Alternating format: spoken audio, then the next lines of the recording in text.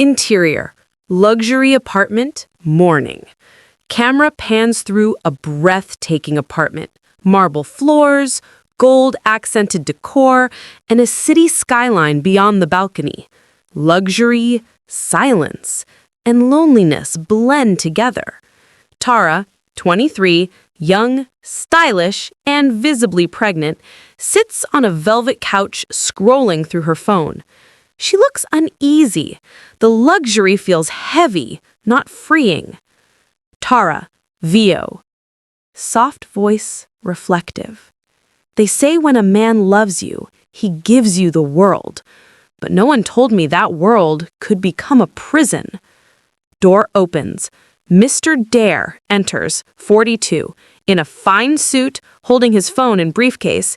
He looks hurried, distracted. Mr. Dare, frustrated. Tara, I told you not to call me this early. I've got meetings all day. Tara, quietly, rising to meet him. I wasn't calling to bother you, Dare. I just haven't seen you in 2 days. Mr. Dare, stern. You know how things are. My wife suspects enough already. Don't make it worse. Tara touches her stomach, her voice trembling. And what about us, Dare? The baby! You promised... Mr. Dare, interrupting, voice, cold. Lower your voice! You should be grateful I put you here. Do you think comfort comes cheap? She steps back, eyes glistening. Her phone buzzes. She glances down and sees a gossip blog headline, Businessman's wife spotted crying at an event. Tara, quietly. So while she cries, I hide? Dare sighs, looks away, guilt flickering briefly. Mr. Dare, you knew what this was from the start. Don't start acting like a saint now. He grabs his keys and walks out. Door slams. Silence again. Camera holds on Tara's face, pain and regret mixing with pride. She rubs her belly, whispering to herself, maybe I should have known karma doesn't live in the slums. It lives right here, in houses like this. Interior, luxury apartment, night. The rain beats against the glass windows. Tara sits alone on the couch. The lights dim. She scrolls through her phone. No new messages from Dare. Her face is pale. Her phone battery is at 2%. He used to call every hour. Now it's been 3 days. Not even a text. Her phone buzzes. She jumps. But it's not Dare. It's a message from a friend. Girl, I just saw his wife on TV. She's pregnant too. Congratulations to her. Tara stares at the screen, her hand trembling. The phone dies. She drops it slowly on the floor. His wife, too?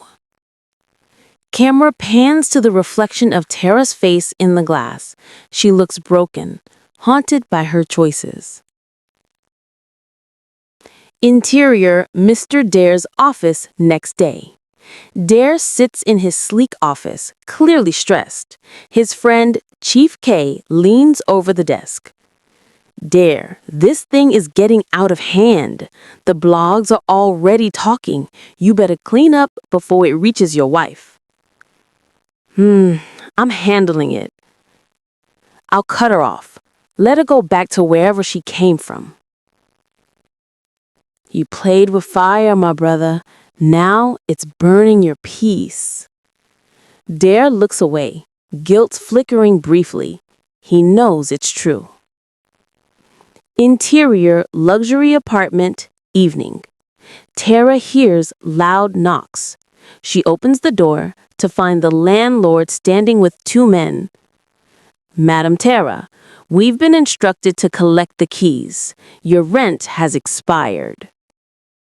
Interior, private clinic, day. Tara lies on the examination bed, staring at the dim screen where a small heartbeat flickers. The doctor smiles faintly, explaining how far along she is. But Tara's attention is elsewhere. on her silent phone. The doctor. Everything looks good. Would you like a picture for the father?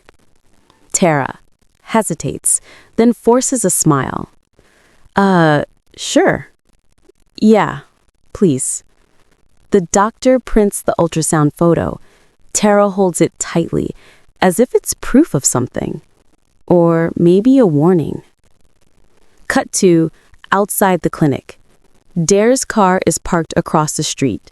He's been sitting there, engine running, eyes on the clinic door. He looks tired, caught between guilt and longing. Tara steps out, sees him, and freezes. After a moment, she walks over. Tara, coldly. You couldn't even come inside? Dare. You said you didn't want drama. Tara. I didn't say I wanted you to hide. He exhales, looking away. The tension between them is thick. Dare. Tara. I'm trying to fix things. With her, with you. Everything's a mess right now. Tara. I'm carrying your child, Dare. You think that's something you fix quietly? She slips the ultrasound picture through the half-open car window. He stares at it, his throat tightening. Tara, softly. This is real now, whether she knows or not. Tara turns and walks away. Dare looks at the picture. His reflection blurs in the glass, torn between two lives. Setting, Dare's luxurious living room, elegant, peaceful, and silent until the truth explodes. The afternoon sun poured gently through the wide glass windows of Dare's mansion. His wife Amanka had just returned from a business trip, her heels clicking softly on the marble floor as she dropped her bag on the couch. Everything looked perfect. The scent of her favorite candles still hung in the air, and the framed family pictures smiled down from the wall.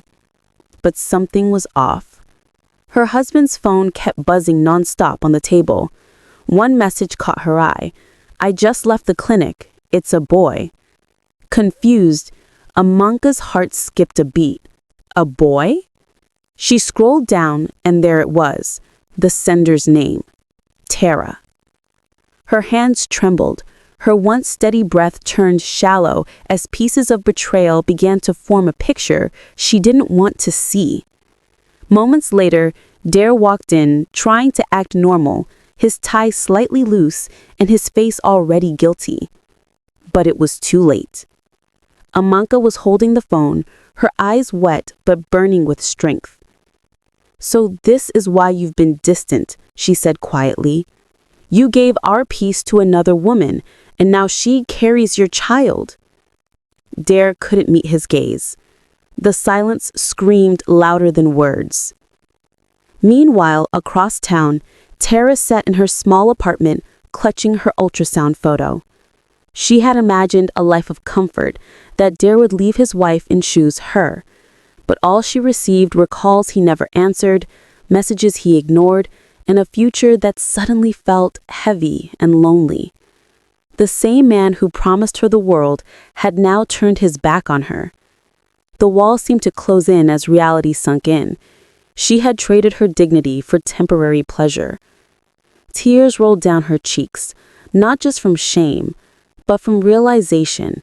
She had broken another woman's home, and now she sat in the ruins of her own choices. Moral lesson. No joy grows from another woman's tears. A relationship built on deceit will always crumble.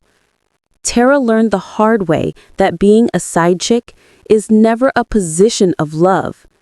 It's a position of loss.